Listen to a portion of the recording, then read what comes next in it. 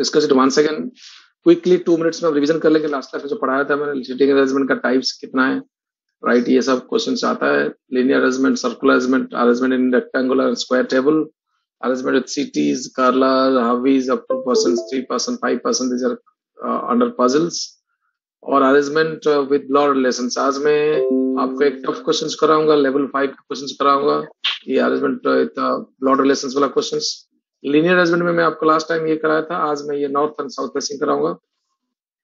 ठीक है, type limits में अरेंजमेंट में कराऊंगा आज। सर्कुलर अरेंजमेंट में सेंटर फेसिंग है, आउटसाइड फेसिंग है। सेंटर फेसिंग कराया था, मैं आउटसाइड फेसिंग कराऊंगा एक question, type elements. Linear arrangement, as I told you, तो ऑब्जेक्ट्स को नॉर्थ को फेस करना चाहिए, आपका लेफ्ट राइट जानना चाहिए। आपका लेफ्ट क्या होगा, राइट क्या होगा, very very important. Right, south facing तो left, who is that person यार। इमीडिएट लेफ्ट, इमीडिएट राइट का कंसेप्ट जानना चाहिए linear arrangement. But circular arrangement में याद रखो, am I audible to all of you? Please respond. Yes. Yes, sir. Circular arrangement में left मतलब immediate left, A is to the left of B मतलब immediate left होगा। But linear में left मतलब immediate left नहीं है, क्योंकि circular arrangement में अगर इमीडिएट लेफ्ट नहीं है, 2-3 आदमी छोड़कर अगर होगा तो इस तरफ होगा लेफ्ट, इस तरफ काउंट करो तो राइट हो जाएगा। तो इसलिए सर्कुलर अरेंजमेंट में लेफ्ट मतलब इमीडिएट लेफ्ट, लीनियर अरेंजमेंट में लेफ्ट मतलब इमीडिएट लेफ्ट नहीं है।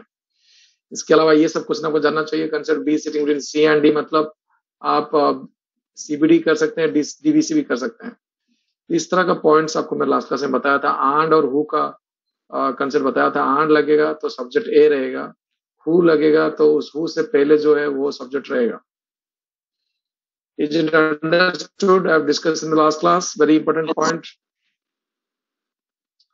सर्कुलर नेगेटिव स्टेटमेंट को पॉजिटिव में कन्वर्ट करना पड़ेगा। No one sits to the right of A means A is at the extreme right, no one sits to the left of A मतलब A is the extreme left.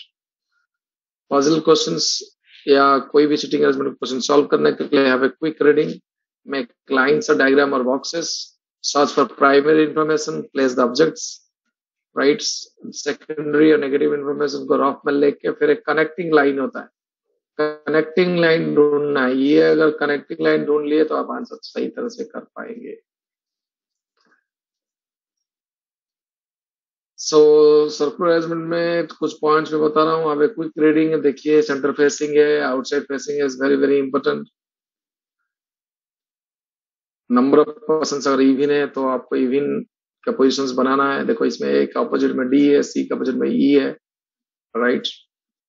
आप ऐसे नहीं कर सकते इवन नंबर अरेंजमेंट में, और आप ऐसे कर सकते हैं, इज ऑल्सो ओके। आप अगर फेसिंग इनसाइड है, फेसिंग टुवर्ड द सेंटर है, तो उसका आपका लेफ्ट राइट किस तरफ है आपको जानना चाहिए।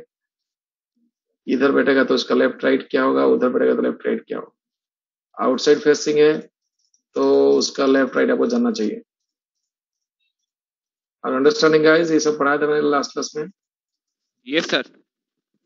This is the most important point of circular arrangement, that you can start with any person who can imagine that A sits to the left of B, आप ऐसे शुरू कर सकते हैं, यहाँ पर भी शुरू कर सकते हैं, राइट। ये जब शुरू करें आंसर सेम मिलेगा आपको। A sits to the immediate left of B, आप ऐसे कर सकते हैं लेफ्ट, ऐसे भी जो भी होगा कर सकते हैं। I usually start from this position, ए भी ऐसे कर सकते हैं या भी कर सकते हैं, राइट, बिकॉज आपका लेफ्ट राइट इजी होगा।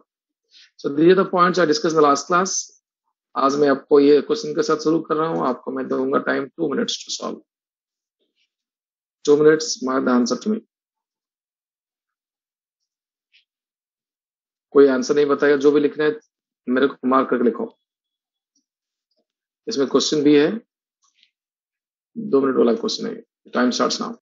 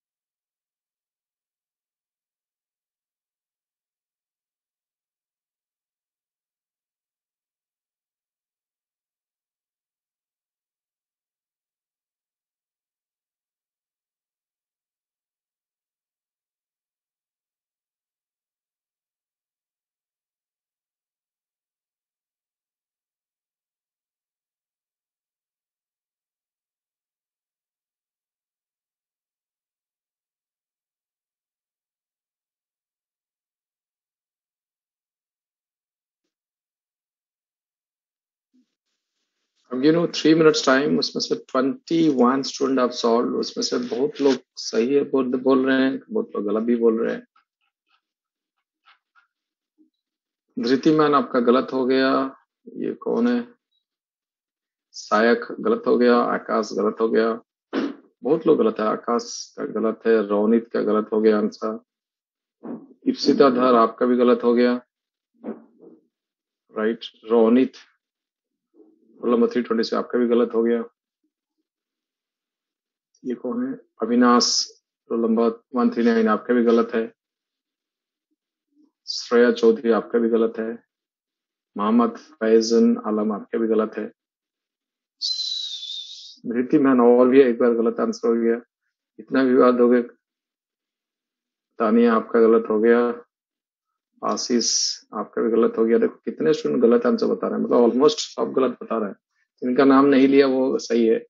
यशराज आपका गलत हो गया, श्रामन गलत हो गया आपका। चलो स्टॉप डूइंग कैसे सॉल्व करे देखते हैं। इसमें डिफिकल्ट लेवल ये है कि I'm audible to all of you, please respond. Yes, sir. Difficulty ये है कि इसमें नाम जो है ना, सम और समीप, तो ए से शुरू होता है, और लड़की का नाम भी सब ए से शुरू होता है। ABCD हो, एफ होगा तो इजीली हो सकता है, थोड़ा इजी हो जाता है हमारे लिए, राइट। नाम अगर एस, समर, समीप, कंफ्यूजन हो जाता है उसमें। This is the first thing, you should be very careful. पूरा नाम लिखना पड़ेगा। हम पहले के ABCD लिख देते थे, यहाँ पर सबका नाम ए से शुरू होता है। This is the first thing जो आपको ट्रबल करेगा। सेकेंड थिंग इज, इसमें थोड़ा सा लॉजिक है, आपको ट्राई करना पड़ेगा। Summer is the only boy who is sitting opposite to a girl and that girl is sitting to the left of Sama.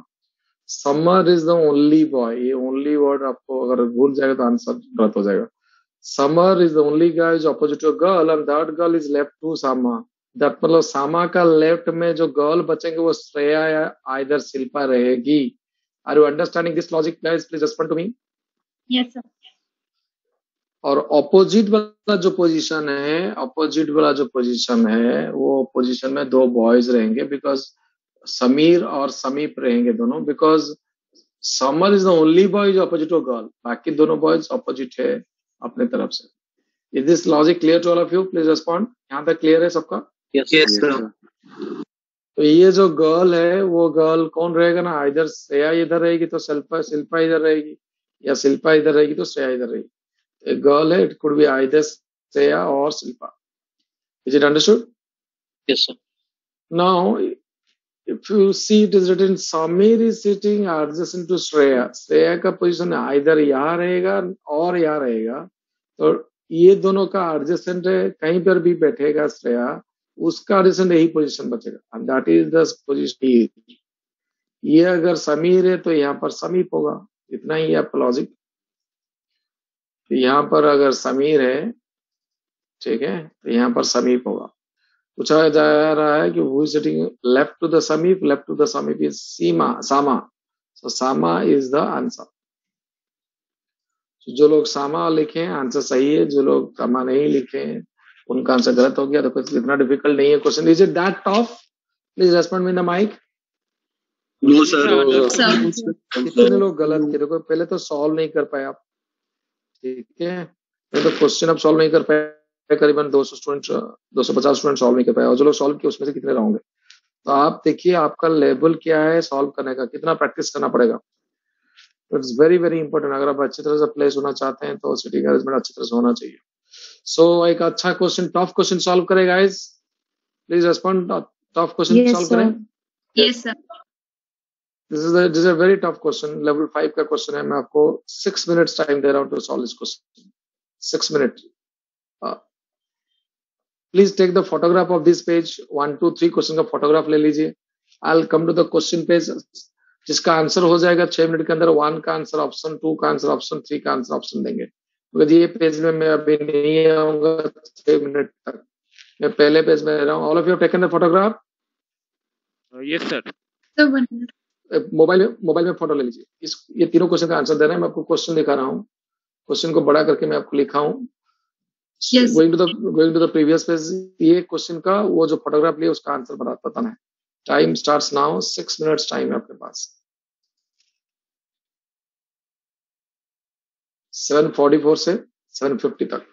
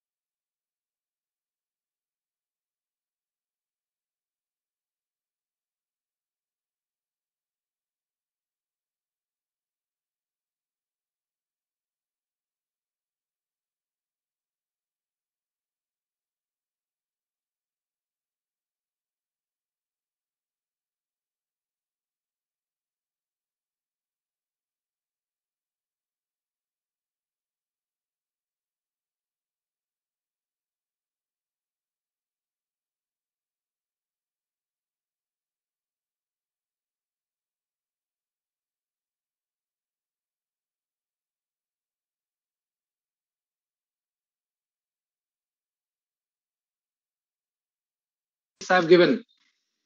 So I cannot give more time than this. नहीं तन्मयी आपका गलत है answer. First question answer गलत है. Guys, tell me the toughness of the question. कैसा लगा question आपको देख के? इधर रिलेशन समझ में नहीं आ रहा कौन किसका रिलेशन फाइंड करने में प्रॉब्लम हो रहा है. Yeah, yes. Difficult question, right? Tough question. Yes. So let me explain it to you. देखो इस तरह क्वेश्चन को सॉल्व करने के लिए ब्लड रिलेशंस का कुछ टिप्स बता देता हूँ आपको. Listen to me all of you. I am audible to all of you. Please respond.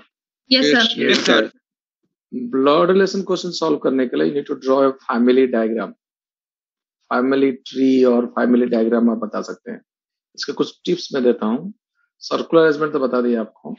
Suppose A is the brother of B. आपको ऐसे एक हॉरिजॉन्टल लाइन ड्रॉ करना है. ए इज द ब्रदर मतलब ए के पास प्लस लिखना है. If B is the sister तो B के पास माइनस लिखना है. Suppose P and Q are the parents. तो उनको आप ऐसे सेम जनरेशन है जो कपल होते हैं आप एरो मार्क या डबल एरो मार्क रिप्रेजेंट कर सकते हैं. उसका फादर को प्लस मदर को माइनस लिख सकते हैं. A is the father of S. तो S को A is the father मतलब A प्लस है. Suppose S is the daughter तो S को माइनस रखना है. This is the way you can draw diagrams. से याद रखो आपके को जितने भी क्वेश्चन चाहेगा 3 जनरेशन वाला क्वेश्चन चाहेगा, not 4 generation. Maximum will be 3 generation question. तो आपको अगर ये मेथड अच्छा लगता है तो आप ऐसे डायग्राम ड्रॉ करेंगे. और आपको बहुत जगह मेल के लिए स्क्वायर देते हैं, फीमेल के लिए सर्कल देते हैं. ये भी एक मेथड है. आप इसको भी आप कुछ कर सकते हैं. You must know what you are marking for what gender. Is it understood? Please respond yes और नो. यस. तो I am going step by step. और एक बार मैं नहीं बताऊंगा बिकॉज बहुत लंबा आंसर है. बहुत ध्यान से सॉल्व करना है. सुनिए मैं जो बता रहा हूँ आपको आहिस्ता आहिस्ता जाऊंगा. एवरी स्टेप बताऊंगा. जहां पर डाउट इमीडिएटली आप मेरे को पूछिएगा. I can not repeat it. I am going very slow. मैं पहले इस लाइन से शुरू करता हूँ. The husband of Z is sitting second to the right of Q. Second to the right of Q. आज I told you I start from this position right. Second to the right of Q को मैं यहाँ रखता हूँ. मैं easy लगता है. Second to the right. Second to the right उसमें हस्बैंड ऑफ जेड है. Z husband is a male member या फीमेल मेंबर बताओ. Male. तो यहाँ पर प्लस रखा. यहाँ पर कौन बैठेगा हमको पता नहीं. Is it understood guys? यहाँ तक yes sir. Husband of Z कौन है हमको पता नहीं. यहाँ पर एक आदमी बैठेगा. नेक्स्ट पार्ट में चलता हूँ. Who is sitting between two male. Who किसको रेफर कर रहा है बताओ यहाँ पर. Q. क्यू को. So Q is sitting between two male. Is it understood? Q के बाएं तरफ दाएं तरफ 2 मेल बैठेंगे. Yes, sir. कौन है हमको पता नहीं है. फिर हम और डायग्राम नहीं बना सकते. इतना ही है हमारा पास इंफॉर्मेशन. क्यू को कहीं पोजीशन में शुरू कर दिया. फिर ये इंफॉर्मेशन है. फिर एक ब्लड रिलेशन डायग्राम ड्रॉ करना पड़ेगा. X sits second to the left of a daughter of S. मतलब एस का कोई डॉटर है.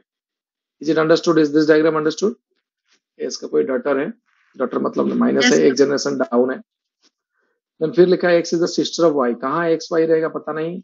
तो एक्स और Y is the are sister. X is the sister of Y. Is it understood? ये अलग डायग्राम है. ये अलग डायग्राम है. मैं जॉइन करूंगा बाद में. यहाँ तक समझ में आया क्या? Yes, एक्स का sir. जेंडर वाई फीमेल है. नेक्स्ट लिखा है. Yes, sir. ओके. एक्स बोलिए. Excuse me, sir. सर मतलब जब माइनस होगा तब तो डॉटर जब होगा तभी तो माइनस होगा ना. डॉटर या daughter son. Sister female. Female के लिए नेगेटिव, मेल के लिए पॉजिटिव. माइनस होगा नहीं. आप कैसे भी कर सकते हो. बट आपको जानना चाहिए आप कौन सा सिंबल यूज करते हैं. ऐसा कोई रूल नहीं है कि ऐसे ही करना पड़ेगा. This is the way I solve. मैं जैसे सॉल्व करता हूँ. मैं आपको एक मेथड बताऊँ. दिस आप ऐसे कर सकते हैं. बोलो क्या बोलना चाहते हो. मतलब सन के लिए हो तो प्लस होगा ना. मतलब अगर हस्बैंड के लिए प्लस करे तो. हाँ. अरे हस्बैंड मत बताओ यार. मेल फीमेल समझ में नहीं आ रहा. मेल कौन है फीमेल कौन है. मेल के लिए प्लस फीमेल के लिए माइनस. सिंपल कॉन्सेप्ट है. Okay sir. नेक्स्ट चला मैं. यहाँ पर लिखा है P is the father of Y. P is the father of Y. You can see this sentence. P is the father of Y. तो y का फादर मतलब x का ही फादर है, एक जनरेशन ऊपर है, तो यहाँ पर प्लस रखा। Is it understood guys? Please respond. Yes, sir. Yes, sir. लिखा है या A who is the brother of Z. Z is a female member, हम जानते हैं। क्यों फीमेल है बताओ? Why Z is a She's the female? husband of some. उसका हस्बैंड है, मतलब Z is a female member। तो S is the brother, देखो S सिमिलर लाइन में रखा मैं, S is the brother of Z, sits to the immediate or left of his mother। Mother मतलब SZ का कोई मदर है, यहाँ पर कौन है हमको पता नहीं है, बट SZ का कोई मदर है, ये मदर है। Is this understood? यहाँ तक समझ में आया? Yes, sir. Yes, sir. ये कहां पर पोजीशन हमको राइट में बैठेगा हमको पता नहीं है, हमको स्टेप बाय स्टेप। फिर लिखा है Y is the mother of R। Can you read this line? Y is the mother of R। Yes, Y sir. is the mother of R। Y के नीचे R है। Y is the mother मतलब Y को मैं negative किया, right. R का हमको पता नहीं जेंडर क्या है। ना कितने आदमी को हम बैठा दिया अभी तक बताओ? How many persons already field? कितने आदमी बच गए बताओ? यहाँ पर प्लॉट डायग्राम कितने हो गए बताइए? R and W remain. R तो ऑलरेडी हो गया यहाँ पर। Q. और कौन कौन बच्चा बताओ? Sir, Q का रिलेशन नहीं निकलेगा। W.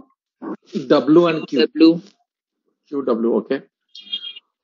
Q W के लिए हम ये सेंटेंस पढ़िए, this is the connecting line. ये अगर आप समझ लेंगे तो आंसर हो जाएगा। One person sits between Jades mother and W। Z का मदर और W के बीच में एक आदमी बैठा है। What can you conclude from this? Z का मदर और W के बीच में एक आदमी बैठा है, मतलब what can you conclude? Z का मदर W हो सकता है क्या? Q. जेड का मदर कौन होगा? Q. तो जो बच गया वो W है। तो ये लॉजिक अगर आपको समझ में आ जाता है तो आप ब्लड रिलेशन डायग्राम कर लेंगे। जेड का Sir, मदर ये वाला और ये लॉजिक पढ़िए, आप समझिए। Only one person sits between Jades mother and W। हमारे पास दो आदमी बचा है, एक है W एंड Q। W और जेड का मदर कोई है, उसके बाद में बीच में एक आदमी है, तो जेड का मदर W हो सकता है क्या? W के बीच में कोई बैठेगा, ऐसा हो सकता है? तो जेड का मदर क्या होगा बताओ? जेड का मदर Q ही होगा। Q। Are you understanding guys? Please respond. Yes, sir. ये लाइन अगर आपको समझ में नहीं आ रहा है तो फिर आपका लॉजिक सही नहीं है। जेड का मदर और W के बीच में एक आदमी बैठा है, तो W अगर जेड का मदर को मैं W लूंगा या Q लूंगा बताओ? जेड का मदर को W लूंगा और Q लूंगा ना? Q से। तो जेड का मदर Q है, तो Q यहाँ पर प्लेस है, W यहाँ पर प्लेस है। अभी ब्लड रिलेशन कर रहा हूं मैं, अभी प्लेसमेंट नहीं किया उसको सर्कुलर हस्बैंड में ना। हम जानते जेड का एक हस्बैंड है, जेड का हस्बैंड P बन सकता है। ये यहाँ इसको लेकर कनेक्ट कर देता हूँ। आप बोलेंगे सर P क्यों? R भी हो सकता है। R लेंगे तो उसमें आपको 4 जनरेशन आ जाएगा। R अगर यहाँ पर कनेक्ट करता हूँ, R के ऊपर XY रहेगा, XY के ऊपर P रहेगा, P एक जनरेशन, XY जनरेशन, R एक जनरेशन, W एक जनरेशन, 4 जनरेशन हो जाएगा, जो कि आता नहीं है। तो इसको this is the final diagram. ये है ब्लड रिलेशन या फैमिली डायग्राम, इसे बनाते हैं। मैं आपको यहाँ पर 2 चीज पढ़ा दिया, आपको ब्लड रिलेशन भी पढ़ा दिया और फैमिली डायग्राम भी पढ़ा दिया।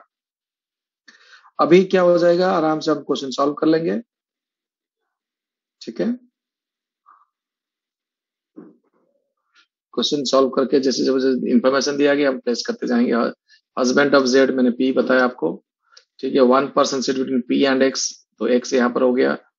P और X के बीच में एक आदमी बैठा है, राइट। तो एक P इधर है तो X इधर होगा। आप बोलेंगे इधर हो सकता है, लेकिन इधर नहीं होगा, इधर ऑलरेडी Q बैठा है। Are you understanding guys? Please respond yes और नो। समझ में आ रहा है सबको? Yes, sir. देन लिखा है S who is the brother of Z sits to the immediate left of his mother. Left of his mother मतलब mother is Q, right.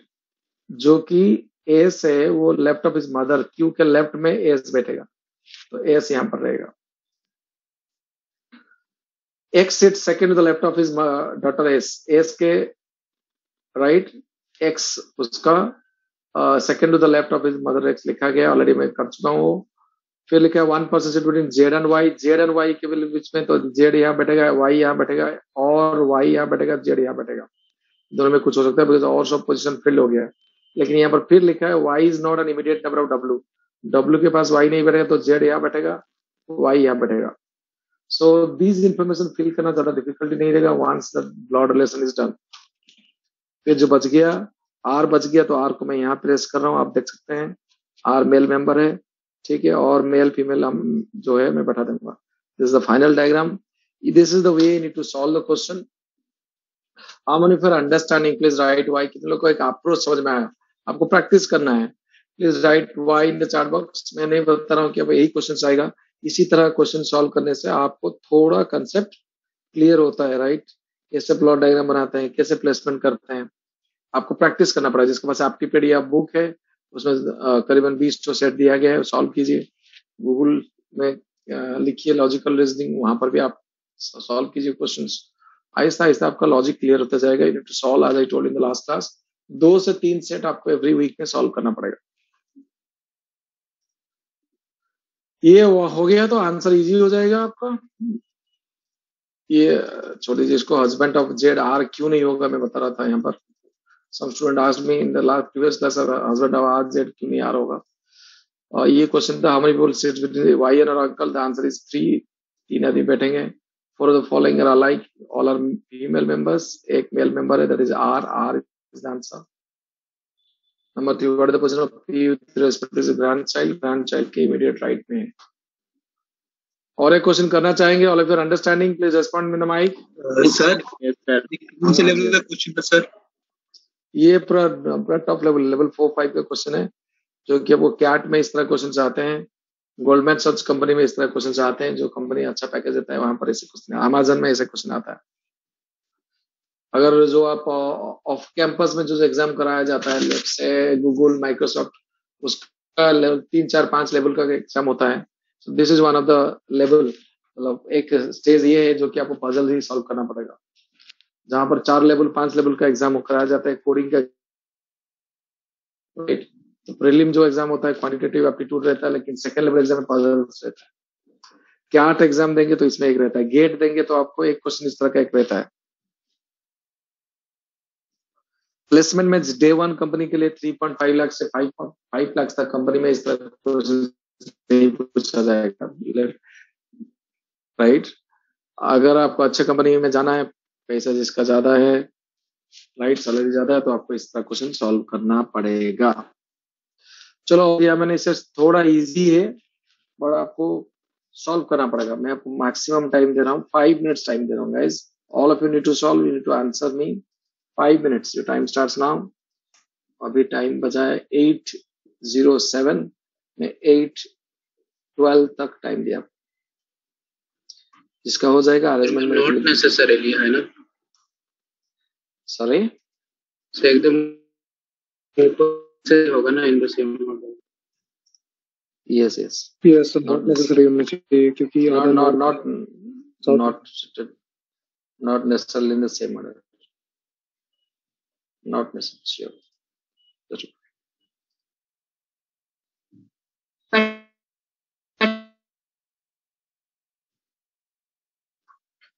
Start solving।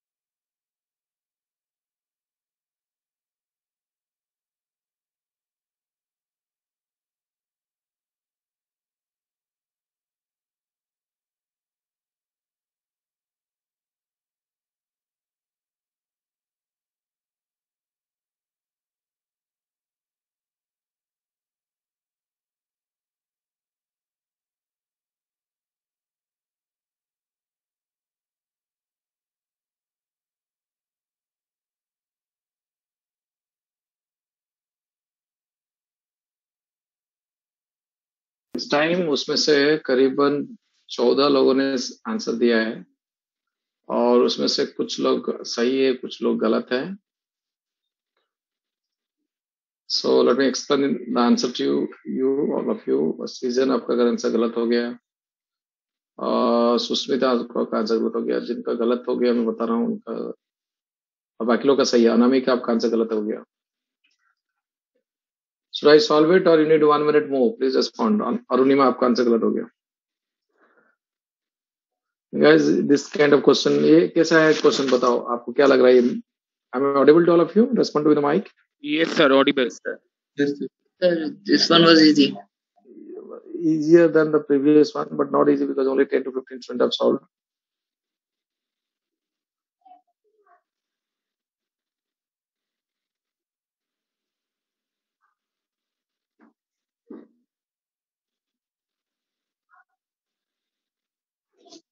So case solve करे देखता हूँ. There are two cases, case 1 and case 2. Case 1 है, K sits third to the left of I. I के third left है, right? K sits third to the left of I. दो case बनाता हूँ मैं. I अगर नॉर्थ फेसिंग है तो केस 1, I अगर साउथ फेसिंग है case 2. Are you understanding? Yes sir. Yes, sir. इसी तरह से क्वेश्चंस का आंसर सॉल्व करते हैं, राइट? केस बनाकर डिफरेंट अप्रोचेस मैं आपको दे रहा हूँ जो कि आपको हेल्प करेगा क्वेश्चन सॉल्व करने के लिए. K sits third to the left of I. Then neither I nor K sits any extreme end. मतलब पहले केस में K के लेफ्ट में एक है, राइट, और I के सेकंड में राइट में एक है. एटलीस्ट एक आदमी है. सेकंड केस में एक एक आदमी है at least, because K and I जो है एक्सट्रीम राइट में नहीं है. Are you understanding? Please respond. Yes, sir. Okay, fine. उसके बाद हम जाएंगे कितना आदमी का पोजीशंस बनाया बताओ. मैं देखो कितना आदमी का पोजीशन अभी तक बनाया मैंने. कौन बैठेगा? 4 भूल जाओ. कितने? 6. टोटल आदमी कितने हैं? कितने आदमी दिया गया है? 7. मतलब व्हाट कैन यू कंक्लूड कि इस तरफ एक आदमी मैक्सिमम बैठ सकता है या यहाँ पर एक आदमी मैक्सिमम बैठ सकता है. Either of this. आई के बाई तरफ और एक आदमी मैक्सिमम और यहाँ पर एक maximum. Either of this maximum बैठ सकता है. एम आई राइट? Yes sir. ये आपको दिमाग पर रखना है. Now if I use next sentence that only 3 persons sits between K and M. Look at this line. Only 3 persons sit between. Can you see that? I'm underlining this. Only 3 persons sit between K and M. First case में बैठाऊंगा तो M यहाँ बैठेगा, 3 आदमी बैठे हैं. Second case में बैठाऊंगा तो यहाँ बैठेगा. K and M के बीच में 3 आदमी बैठ सकता है. K and M के बीच में 3 आदमी बैठ सकते हैं. Is that clear, guys? Respond to me. Yes. तो ये 6 आदमी का पोजीशन है. इधर एक आदमी इधर बैठेगा, नहीं तो इधर बैठेगा मैक्सिमम. सिमिलरली यहाँ पर एक आदमी बैठेगा, यहाँ और यहाँ पर एक आदमी बैठेगा मैक्सिमम. ये आपको दिमाग पर रखना है. नेक्स्ट लाइन में चला मैंने. नेक्स्ट लाइन देखिए क्या लिखा गया है. J sits second to the right of him. K sits second to the right of. No, J sits second to the right of him. Right, J sits second to the right of him. But definitely J इधर बैठेगा because A का second right position नहीं है, एक का position है. तो J को आप अगर केस फॉर्म में डालते हैं यहाँ पर होगा right of him. Right of him मतलब A must be looking south because south बैठेगा तो उसका राइट ही है. अगर मैं सेकंड केस में J M को बैठाऊंगा, J इधर बैठेगा और M should look north. Is that clear? Yes, sir. So फिर भी और एक आदमी है जो कि हम बैठाएंगे अभी. H sits to the immediate left of N. H और N इकट्ठा बैठेंगे. H sits to the immediate left of N. अगर N नॉर्थ को बैठता है तो HN ऐसे रहेगा. अगर N साउथ को बैठता है तो HN ऐसे रहेगा. राइट, सॉरी, नॉर्थ बैठता है तो ऐसे रहेगा. साउथ बैठता है तो कहाँ रहेगा? NH ऐसे रहेगा. साउथ का लेफ्ट इस तरफ है. Is that clear? तो यहाँ पर अगर मैं बैठाता हूँ और भी एक चीज लिखा है. N faces south. N south facing है. तो साउथ फेसिंग अगर है तो आप देखिए is not an immediate neighbour of K. K का नेबर नहीं है. तो ये line is a deciding line, इससे ऑप्शन एलिमिनेट होगा। ये दोनों पोजीशन में HN रहेगा या ये दोनों पोजीशन में HN रहेगा। पहले मैं बैठाता हूँ HN के लिए, एन नॉर्थ में बैठ रहा है बिकॉज नॉर्थ फेसिंग है। N who faces south is not an immediate neighbour of K, तो के के पास H बैठेगा, राइट, के के पास H बैठेगा और एन साउथ फेसिंग है। This is possible. N who faces south is not an immediate neighbour of A sit the immediate left of N. Sir लेकिन सर क्वेश्चन में बोला है के और एम दोनों एक्सट्रीम एंड में नहीं रहेगा।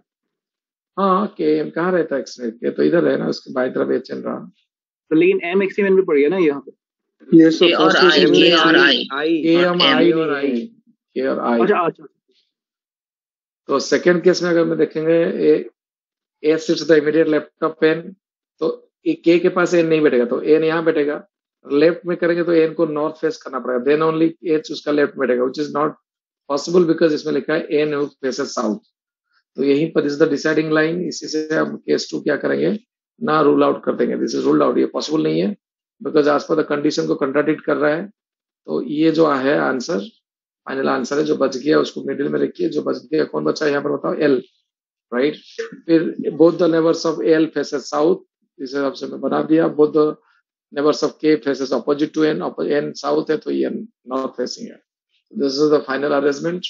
इसको आपको मैक्सिमम 3 मिनट में सॉल्व करना था, मैं आपको 5-6 मिनट दिया टाइम सॉल्व करने के लिए। This is level 2 to level 3 questions. इस हिसाब से आप आंसर कर लेंगे। What is the position of N with respect to K? N with respect to K, N यहाँ पर बैठा है, के इस तरह बैठा है, तो के साउथ फेसिंग है इसलिए राइट है। So D is the correct answer. 15 लोगों ने आंसर दिए थे, उसमें से 9 जन सही आंसर दिए, 6 जन गलत आंसर दिए। I've given you 5 minutes time out of 300 students sitting in the class. Tell me the difficult level of this question. Is it understood, guys? Please respond to me in the mic. Yes, sir. Yes, sir. अभी आप practice करेंगे तो समझ में आएगा आपको। कर पाएंगे या नहीं कर पाएंगे बताओ। डिफरेंट लेवल का क्वेश्चन मैंने सॉल्व कराया आपको, सब भी सॉल्व कर पाएंगे आप लोग? Yes, sir. प्रैक्टिस करना है, एप्टिपेडिया से सॉल्व करके प्रैक्टिस करना है। एप्टिपेडिया में आपका has anyone started solving from एप्टिपेडिया?